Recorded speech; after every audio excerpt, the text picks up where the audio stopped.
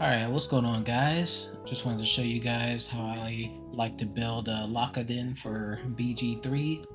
This guide is mostly going to be focused on solo play because that's what I like to do. I don't like to control a lot of characters, so that's what I'm going to get into and what I'm going to show you guys how to build. So to start off, level 1, obviously we're going Paladin.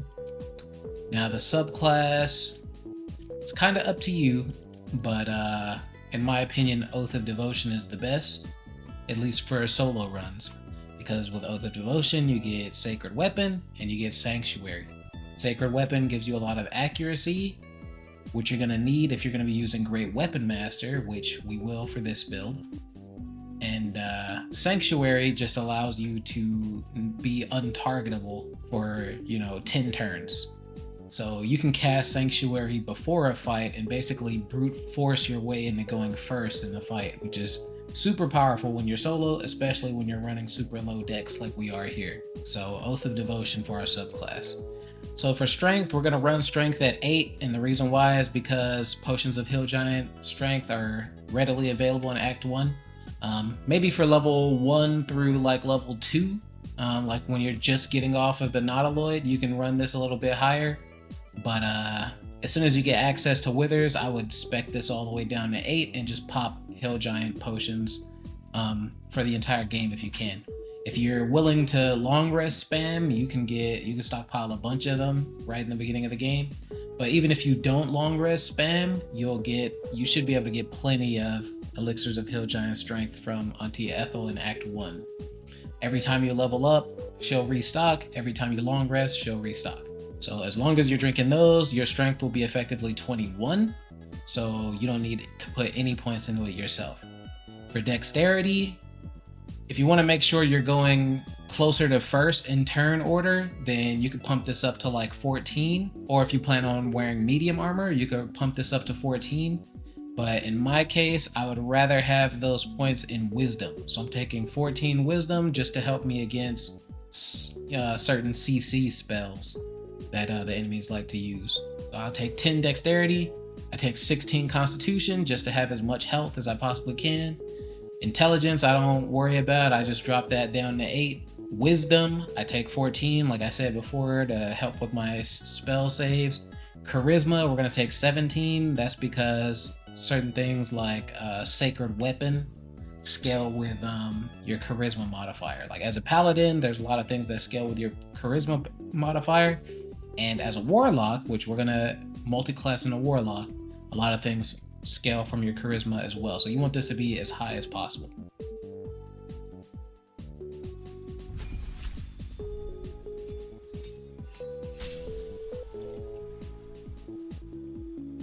So for the beginning of the game, from levels 1 to 3, there's not too much to do. Like you're gonna be fighting the goblins, but you have help from Zevlor and Will. So that should be a pretty easy fight. And by then you should be level 3 or pretty close to it. And then from level 3 to 4, you're probably gonna get most of your experience from just exploring the map or doing really easy fights. So the first 4 levels are not so important, but I would recommend going Paladin all the way up to level 5. In fact, I would recommend going Paladin even past that. But for now, let's just talk about levels 1 through 5. So for level 2, you get a really important ability, which is Divine Smite. Divine Smite is a spell that you can use as a reaction on attack. So when you attack an enemy, you can choose to Divine Smite them or not. Or you could just have your character set to always Divine Smite every time you swing, as long as you have a spell slot. For our fighting style, we're going to take Great Weapon Fighting. That just gives you some extra damage. It makes it less likely for you to roll a 1 or a 2 when you're fighting. If you don't want to take Great Weapon Fighting, defense is pretty good as well. For your spells, we'll talk about these once I get to level 5. For now, I'm going to just skip these. That's level 2.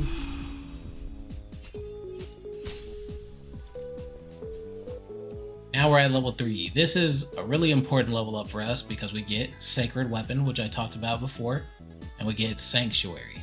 So these are really strong spells for our Paladin.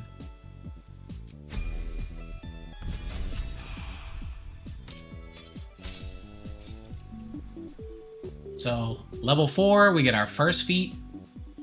Now, in the early parts of the game, you know, Act 1 and maybe Act 2, or at least the first half of Act 2, Great Weapon Master is going to be the way to go here.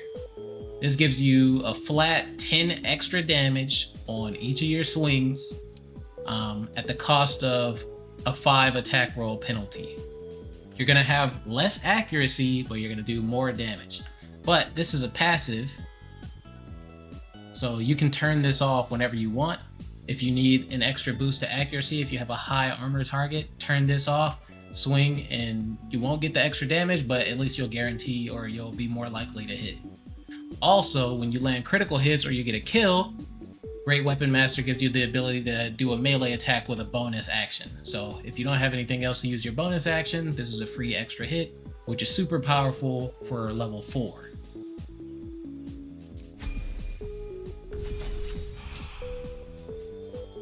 So now level 5.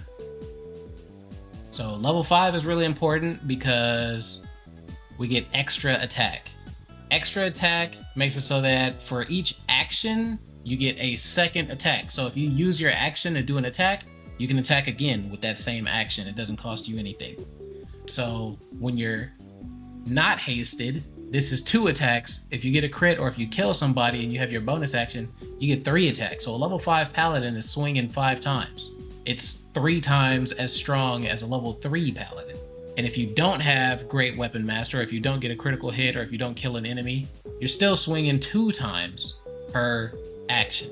So you're still twice as strong as you were before. So this level 5 for paladin is a super huge power spike. So now we can talk about the spells. A lot of paladin spells are going to be using concentration. That's really that means that you're only going to be using one spell at a time. You know, you're not going to be able to bless yourself and then use heroism or, you know, compel duel. Like, you're basically going to have to pick one of these for each fight. So with that in mind, what I like to do is take the spells that are not concentration first and then decide which of these concentration ones I want based on utility, really. So probably never going to use compel duel in a solo context because all the enemies are going to be attacking you anyway. So not this one.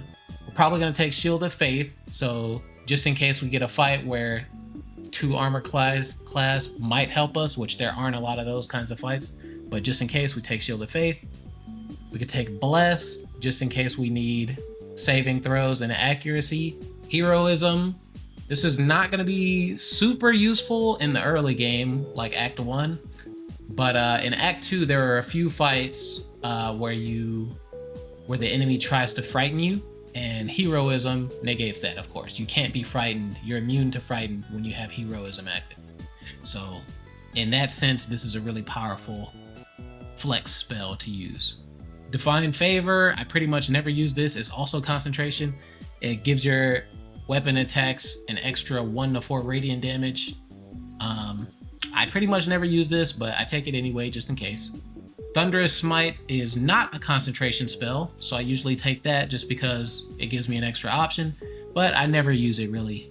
I do so much damage. We do so much damage with this build, you're probably never going to have to blast anything off a cliff, so it kind of becomes useless.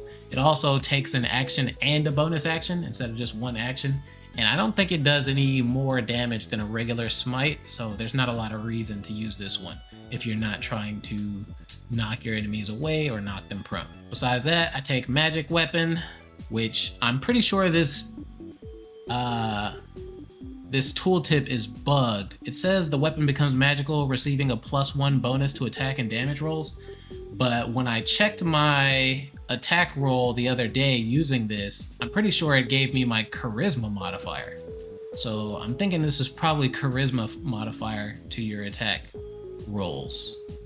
So this is a concentration, and I'm pretty sure it stacks with Sacred Weapon. So we could talk about that, but anyway, I take Magic Weapon and I take Branding Smite. This has never been useful for me because I usually take Volo's Eye, so I don't care about invisibility anyway. But perhaps like on the Ygir fight, the devil that Raphael has you kill, maybe that would be a useful time to use this. But anyway, there you go. These are the spells I usually take. Okay, so let's talk about how to play this build now. So if you're not metagaming, you're going to probably be level 3 when you start doing fights. And level 3 is pretty straightforward. Just use whatever's the strongest weapon you have, whatever items and equipment you have to try to get through. There's not too much strategy to that one. Use your divine smites on strong enemies. Use whatever spells will help you, and take a long rest if you need it. But if you are metagaming, and by that I mean like trying to get as much experience as possible, you're probably going to hit level 4 before you start fighting. So that means like you get to Emerald Grove, you do all the quests that don't involve combat there, you go explore, find the goblin camp, you find the swamp, and just do all the non-combat quests in all those areas. Maybe the Zenarim hideout, maybe you go down into the Underdark. If you do all of that kind of stuff, you're going to end up level 4 when you start fighting. That's an important power spike for our character because that's when we get Great Weapon Master. Now, Great Weapon Master gives us this passive, All In, which gives us increased damage, 10 points of extra damage, at the cost of a -5 penalty to our attack rolls. So that means we're less accurate. So what you're going to want to do is increase your accuracy in your fights whenever possible, because that increased accuracy is going to give you 10 extra damage. Otherwise, you have to turn this passive off. I mean, you don't have to, but if you turn off this passive, you'll be more accurate. Well, you won't do as much damage, but you'll be more accurate. So if you can get accuracy anywhere you can, that'll really help you out because you can keep this passive up as long as possible, or as often as possible. So we've got a couple of different ways to increase our accuracy for using Great Weapon Master. So the main thing is you want to have advantage from something. However you can get it. My favorite way of getting it is Gloves of the Growling Underdog. Gives you advantage on melee attack rolls when you're surrounded by 2 or more foes. And this is going to happen all the time because most of the foes are melee, or at least they have some melee opponents, more than one usually. So you'll pretty much always be surrounded, which means you'll always have the accuracy. Something important to keep in mind is if you're down to your last 2 opponents, you want to once you kill one, you're going to run out of advantage. So make sure you kill the one that's harder to hit while you have advantage, if you can, if it's feasible. If the one that's easier to hit just does a lot of damage, then go for that one. But otherwise, you want to go for the one that you have a lower chance of hitting, because once you kill that second to last opponent, you no longer have advantage, which means you're probably going to have to turn off Great Weapon Master All In. Some other important sources of accuracy: Oil of Accuracy, which gives you +2 bonus attack, +2 bonus to your attack rolls with the oiled weapon. This is going to last for 10 turns, so if you have a fight with high armor opponents, just go ahead and pop that before you start the fight. It's a bonus action, so you can also use it in the fight, and it's not that big of a deal. Having the Elixir of Hill Giant Strength, which I recommend you to just have active all the time, every time you long rest, also increases your accuracy, especially with thrown weapons. Magic Weapon is a spell that adds your Charisma modifier as bonus to attack and damage rolls. I know right here it says a +1 bonus, but that's incorrect. I'll show you later when I get into a fight that this is actually going to be your Charisma modifier. Sacred Weapon also improves your accuracy. This one's my favorite because it's not a concentration spell, it's a Channel Oath charge. And it being a Channel Oath charge means, like, on a long rest, you get to use it again. So you see I have a Channel Oath charge here. It says recharge on short rest. So your other important spells, Shield of Faith, if you need to use that, or if you don't need to use Magic Weapon, Shield of Faith and Bless are really good options.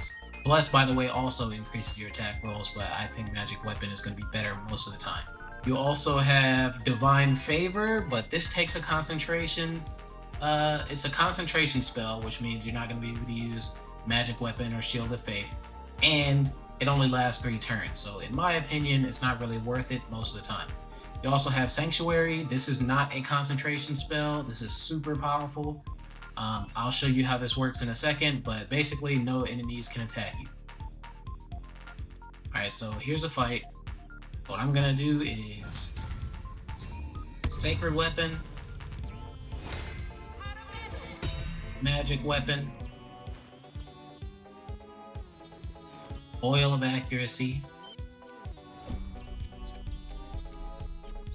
and I'm also going to use Sanctuary.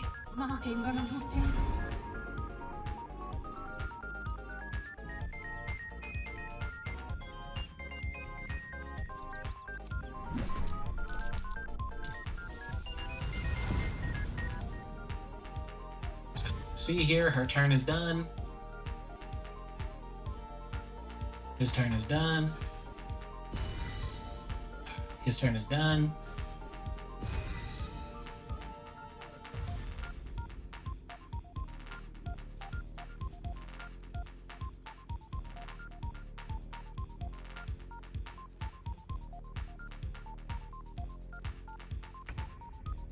Her turn is done. Nobody attacked me because I have Sanctuary Act.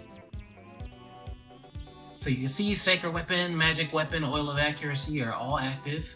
I have a 96% chance to hit. So you see my Weapon Enchantment, my Magic Weapon, Oil of Accuracy, Underdog's Bravery are all giving me extra accuracy. And you can see Great Weapon Master all in is taking away accuracy.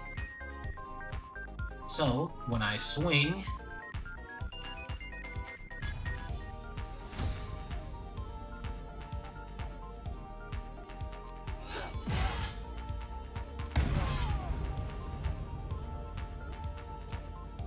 let's look at the damage roll. So on my attack roll, you can see a +2, a +3 from proficiency, +3 from favorable beginnings. That's an illithid power. -5 from Great Weapon Master all in, +2 from Sacred Weapon, +2 from Oil of Accuracy, +5 from Strength Strength modifier. That +3 is coming from Magic Weapon. Oh wait, the +3 is coming from Magic Weapon. That's my proficiency. I don't know where this first +2 is.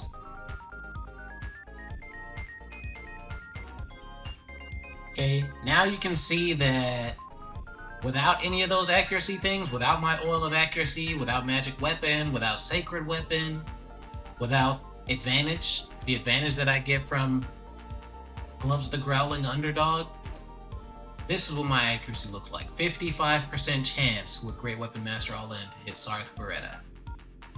65% chance to hit Raider Choss. A lot worse. Even if I turn off the passive, I only have an 80% chance, which is great, that's fine. But you know, it's just at the cost of 10 damage per swing. So now most of the time, you're not going to want to use an Oil of Accuracy because they're just not so common. You can't use them for every fight, and a lot of times you're probably going to want to dip your weapon in fire, which you can't dip your weapon in fire and coat it in any oils, or poisons. So most of the time you're going to have your weapon dipped in fire, and you're not going to waste an Oil of Accuracy for fights. And you're probably not going to use Magic Weapon most of the time either, just because that uses a slot, and you're going to be using most of your slots for Divine Smites. So most of the time, all you're going to have is Gloves of the Growling Underdog and Sacred Weapon. Sacred Weapon replenishes on short rest, so you can use it. You can use it in a fight, short rest, use it in another fight, short rest, use it in a third fight. So that's 3 fights you can use that. So just wanted to show you guys what your accuracy looks like with just those two. As you can see, Sarth Beretta before was an 80% accuracy with all in turned off. But with all in on, I've got 88% accuracy with just Underdog's Bravery and Sacred Weapon. So yeah, this is how you're going to want to play most of your fights. You're going to want to use Sacred Weapon, and you're going to want to have advantage some kind of way. In the early games, probably Gloves of the Growling Underdog. Eventually you'll get a ring that'll just give you permanent advantage all the time at a cost of making you worse at saving throws, but it's probably worth it in the long run. So yeah, that's how you're going to want to play the early game. Just make sure your accuracy is high, and then besides that, just blow everything up. if you use illithid powers, you know, you've got your critical hits. You're going to want to use those on whoever the strongest guy is. If you're playing a really smart paladin, I'll say, you're going to want to save most of your crits for critical hits, or save most of your divine smites for critical hits. That's going to give you the most value. If you don't care, you just want to blow someone up immediately, then, you know, blow all your smites on whoever.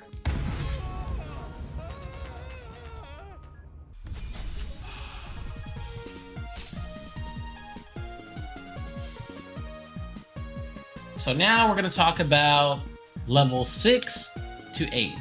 At level 10, we're probably going to be running a 5 Paladin, 5 Warlock build, with our last 2 levels kind of a flex.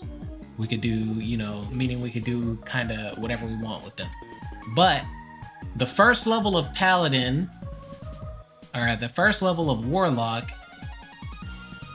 is not super strong. You know, if you go Great Old One, you know, you can frighten enemies when you get crits. If you go the Fiend, you get temporary hit points on kill, which is kind of strong in the early game. But level 6 in Paladin gives you access to Aura of Protection. You and a nearby ally gain a plus, and it's going to be Charisma modifier, so in my case 5, bonus to saving throws. That's really strong. It's up to you if this is better than a level 1 Warlock at level 6. I say it is. I would rather take this when I'm going through Act 2 or the Githyanki Kresh as a Paladin. So I would take this and then, you know, choose from one of these spells. Definitely not that guy. Probably not this guy. Probably these guys again.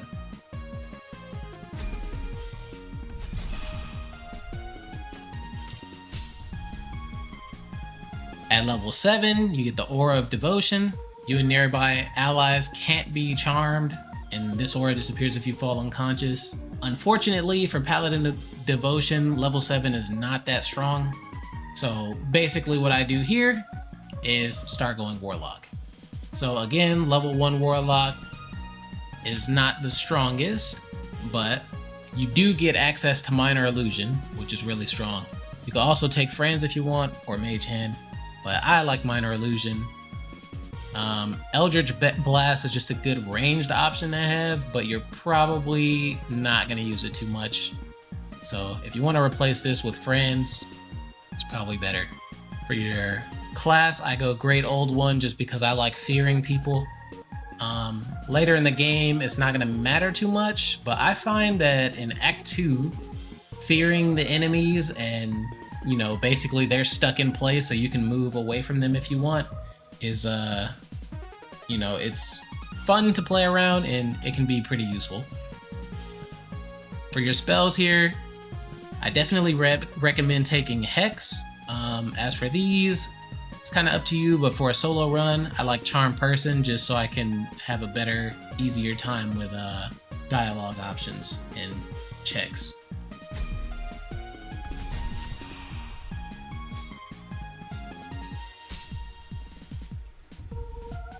So level 8, we're gonna go Warlock again. For Warlock spells for level 8, I like to take Tasha's Hideous Laughter. I think Armor of Agathis is a decent option, but I ended up not using it that much in my playthrough. It doesn't work if the creature that's attacking you misses, and it only gives you 5 temporary hit points, so it ends up not being worth it for me by the time that I have access to it with this build, so I don't really mess with it that much. I would just go Tasha's Hideous Laughter. For your Eldritch Invocations, I take Beguiling Influence and Double Sight. Beguiling Influence just makes it easier for you to get through dialogue. Again, as a solo character, that's pretty important, and you have a lot of charisma too, so this will make it even easier for you. Devil's Sight gives you the ability to see in any non-magical or magical darkness, and I believe it makes you immune to blind as well. So this is a super powerful ability, especially when you get access to darkness on the next level.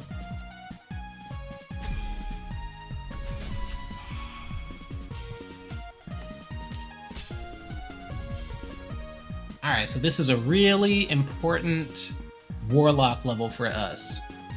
Level 3. The reason why is because we get darkness for one. This makes it so that if we wanted to in our fights, we could cast darkness and our enemies would not be able to fire arrows into that darkness. So archers are basically unable to attack you with this. You also got Devil Sight at level 8, which was level 2 for Warlock, which means you can see in the darkness. So you cast darkness on yourself, the enemies come in, they have disadvantage when they're trying to attack you, but you just get to attack them normally. So super powerful combo. I don't always use it for my videos because, I don't know, I think it's not so interesting to watch, but it's a super powerful strategy. For your Pact Boon, we're obviously going to take Pact of the Blade because we're a melee character. This gives us Bind Pact Weapon.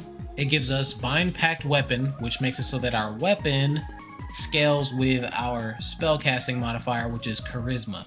So basically, if we have 20 Charisma, our Pact Weapon is going to be doing +5, like for its attack rolls, and I believe its damage rolls too.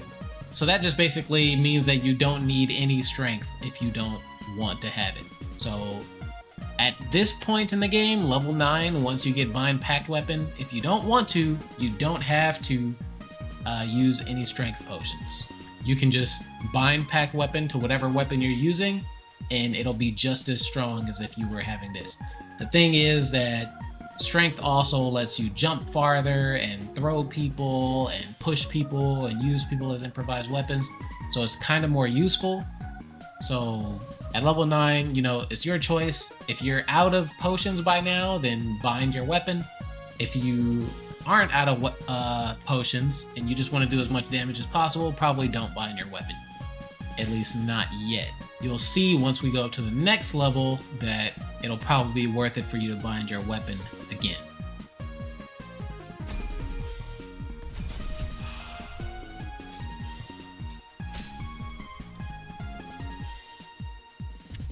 So once you hit level 10, you're gonna want to respec.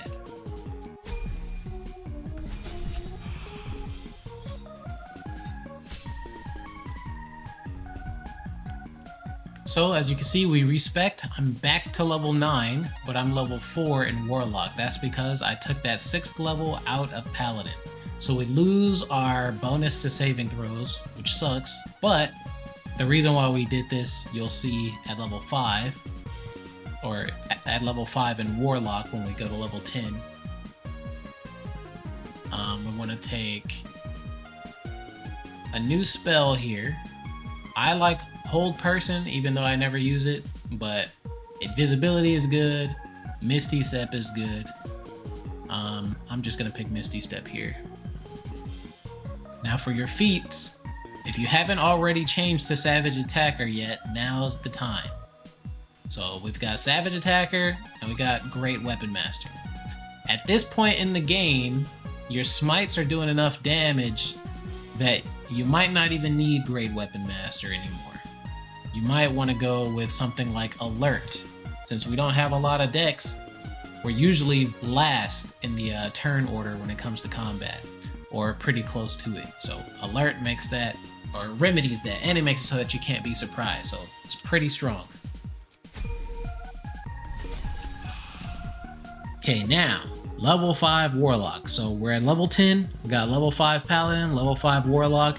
This gives us Deepened Pack, which gives us an extra attack. For most classes, they get their extra attack at level 5. Martial classes do. So Paladin gets an extra attack, Berserker gets an extra attack, Fighter gets an extra attack, but those extra attacks don't stack. The powerful thing about the Warlock's extra attack is that it does stack. So if I have a Pact Weapon, so this is the point in the game where you want to start using Pact Weapon instead of worrying about just how much strength or charisma you're doing.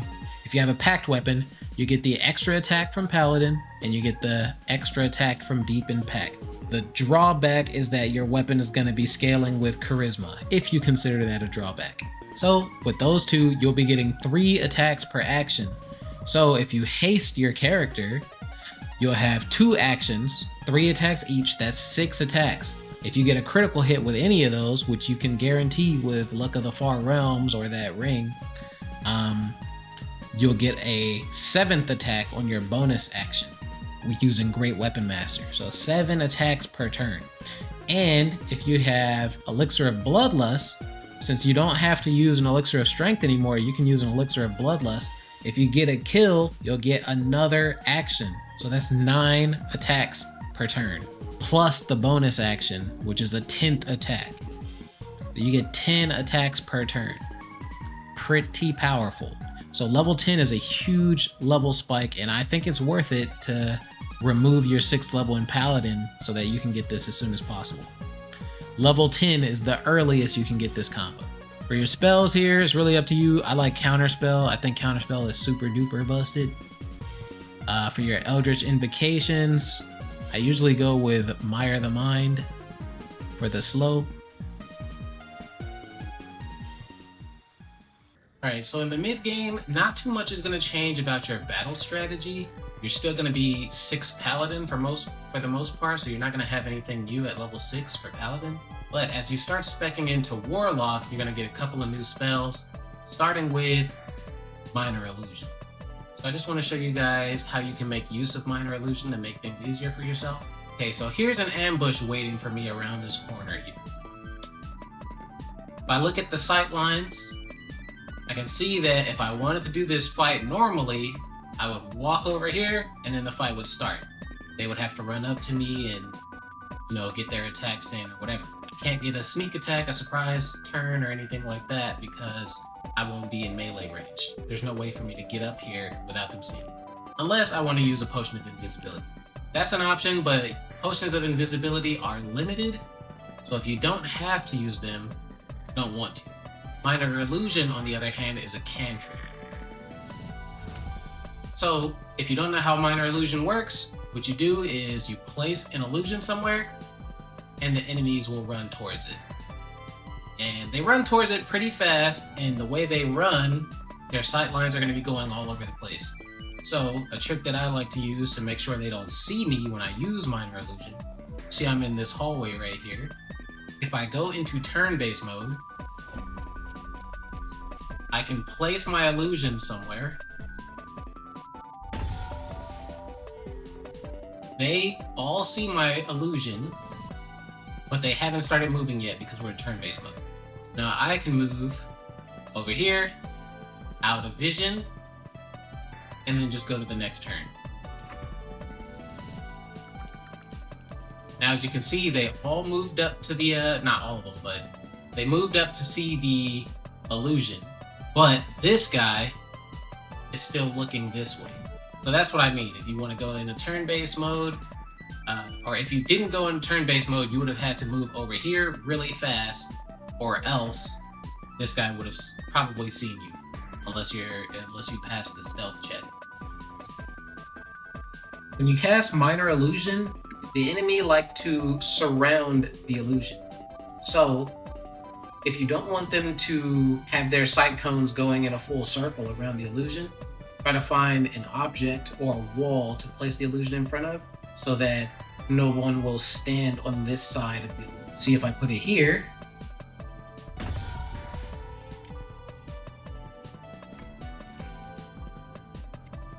as you can see, they've surrounded the illusion, but they're not looking this way. So this allows me to sneak up here and attack these guys before they see me, which will give me a surprise turn. So the next thing I want to show you guys how to use as a Lock-it-in in the mid game is Darkness. Now Darkness is important because, as I said before, it blocks arrows, and if you take the Devil's Sight ability as a Warlock, you can see in it. So it doesn't block your arrows, but it blocks other people's arrows.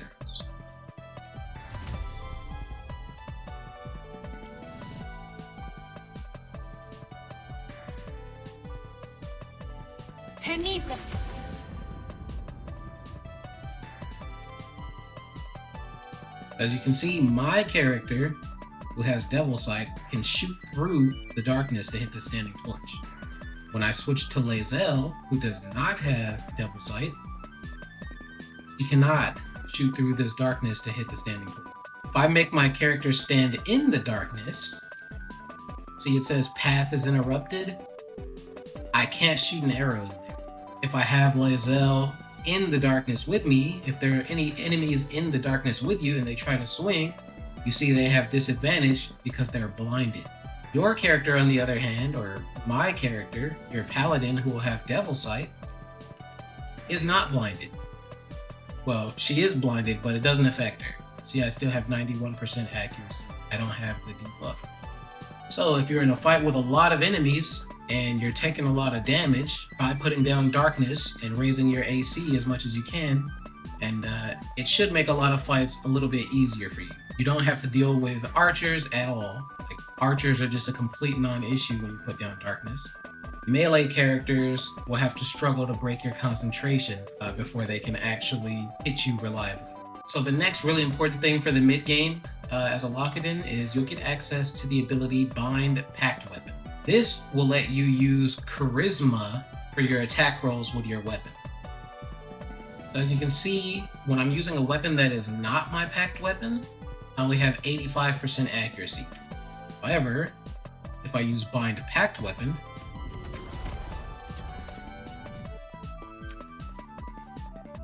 now you see I have a 95% accuracy. So if you don't want to use Potions of Hill Giant Strength, or if you've run out of Potions of Hill Giant Strength, or if you're just saving them, you can use Bind Pact Weapon to give yourself some extra accuracy, or to make up for the accuracy. And as you can see here, the Charisma modifier is applied to my attack roll, and it's applied to my damage roll as well. Now, as a Warlock, you'll also probably have access to a spell like Hex. Hex's utility is not so great since it's a concentration spell, which means we'll have to sacrifice some accuracy in the form of Bless or Magic Weapon, or we might have to sacrifice some armor class in the form of Shield of Faith. For a lot of these cases, a lot of these fights, we're probably not going to be using Hex too much. It also uses a spell slot, which means it's competing for spell slots with Divine Smite. A general rule of thumb is the more HP the enemy has, the more worth it Hex is going to be. For some of the bosses in Act 2 and Act 3, Hex is going to be a more viable option. But in my experience, the only boss that I really prefer to use Hex over anything else for was the Toll Collector. I think her name is pronounced Garen Goth. He has a really large amount of HP, so being able to do an extra 1d6 per swing really helps a lot against her.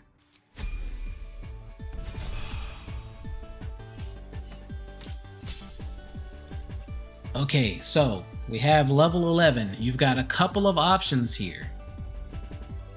At this point in the game, your accuracy is actually pretty good. So what you could do is respec out of Paladin of Devotion and take a different paladin like Oathbreaker. Oathbreaker has a passive that it gets at level 7 that gives you extra damage on your attacks. I think it's 1d4. So you can go Oathbreaker Paladin, go 7 in Paladin to get that, and then you'll have, just some damage. You could also go 7 in Warlock. So level 11 and level 12, you take Warlock levels. This will give you access at level 7 in Warlock, which will be level 12, to level 4 spell slots. So you could do level 4 smites using your your Warlock spell slots. And then your other option, and probably the option that I would recommend, is just to go 2 in the Fighter. So this gives you access to another fighting style. So you can take defense or really whatever you want, but I think defense fits the best with the build that I'm going for, the builds that I play. It just gives you 1 extra armor class, which is not much. But at level 2 in Fighter, which will be level 12 for your character, you get Action Surge. So remember, we already have 10 actions. With Action Surge, we get another action back. That's 13 attacks per turn. You know, it's only 13 attacks if you expend everything, but you know, if you expend everything, you've got 13 attacks per turn. And that's pretty much the build. So with 13 attacks as a solo, you know, that's basically as many attacks as a whole class would have. Of course, it'll cost you maybe a potion of speed or your haste. It'll cost you an elixir of bloodlust. It'll cost you an action surge, which replenishes on short rest. But, you know, at the end of the day, you're doing a whole lot of damage. You're doing a whole lot of swings, and you're spreading that damage out amongst a lot of enemies. As you can see, for the final build, 20 charisma, you get +1 from Auntie Ethel's boon. You can only get that if you let Auntie Ethel go in Act 1. We get +2 from, it says Bard's Memory here, but that's from the Mirror of Loss. Constitution 23, that's coming from Amulet of Greater Health, which is an amulet you get in Act 3. Strength 27, that's coming from Elixir of Cloud Giant Strength. You don't always have to use Elixir of Cloud Giant Strength. You could use a different elixir like Elixir of Bloodlust. You would replace these gloves and use something like the Gauntlet of Hill Giant Strength. The Gauntlets of Hill Giant Strength set your strength to 23, so you could use this instead of Elixir of Cloud Giant Strength. I would say Gauntlets of Hill Giant Strength if you want to use a different elixir, or if you're out of Elixirs of Cloud Giant Strength. Otherwise, I want to use gloves like the Flawed Helldust Gloves, which you get, I believe, in Act 2 from Gammon, and then the Helldust Gloves, which you'll get these in Act 3. I don't think there are any armors that are better than Armor of Persistence, especially as a solo paladin. All incoming damage is reduced by 2, and you gain resistance and Blade Ward. The Amulet of Greater Health, which gives me 23 Constitution. This is super useful because Constitution helps you maintain concentration. For your weapons, you got a lot of choices. By the time you're in Act 3, you have a lot of choices for two-handed weapons. But I think in terms of just raw damage, the Baldur's Giant Slayer, I believe, is just far and away the best one. It gives you the class action Giant Form, which is this one, which gives you 27 temporary hit points and an extra 1d6 damage. It also doubles the damage from your strength modifier, so that makes it amazing. We're going to be using this as a packed weapon, so it's still going to get this extra strength modifier, but it's also going to get your charisma. So this is actually going to scale with charisma and strength. I always keep the Pearl of Power amulet and the Spell Crux amulet. These just replenish your spell slots, so you always want to have things like that on. Another super useful item to have is the Drake Throat Glaive. If you haven't heard by now, this ability, Draconic Elemental Weapon, you can cast that on any weapon you have. You just drop this weapon, like I can drop my main hand weapon, Baldur's Giant Slayer. Equip the Drake Throat Glaive, enchant my weapon with whichever element I want. And now you see I have Elemental Weapon. And this lasts until long rest, so you just have this on your weapon now. You see I have the 1d4 thunder, 1d6 fire. You can still apply poison or oil of accuracy or dip this in fire as well. See, I have this dipped in fire and the 1d6 fire went away. I get 1d6 fire from my Helldust gloves, and I get 1d4 fire from having this dipped in fire. You don't see the damage calculation right there. You see it says 24 to 40, and I don't have the extra 1d6 damage from fire. But as you can see from my damage log, I've got the 1d4 from dipped in fire, and I've got the 1d6 from Infernal Touch as well. So that about wraps it up for the guide. If you want to see this build in action, here's a playlist where you can watch me do all the hardest fights in the game. I'm still working on Act 3, so if you want to be notified when those fights are done, feel free to subscribe to the channel.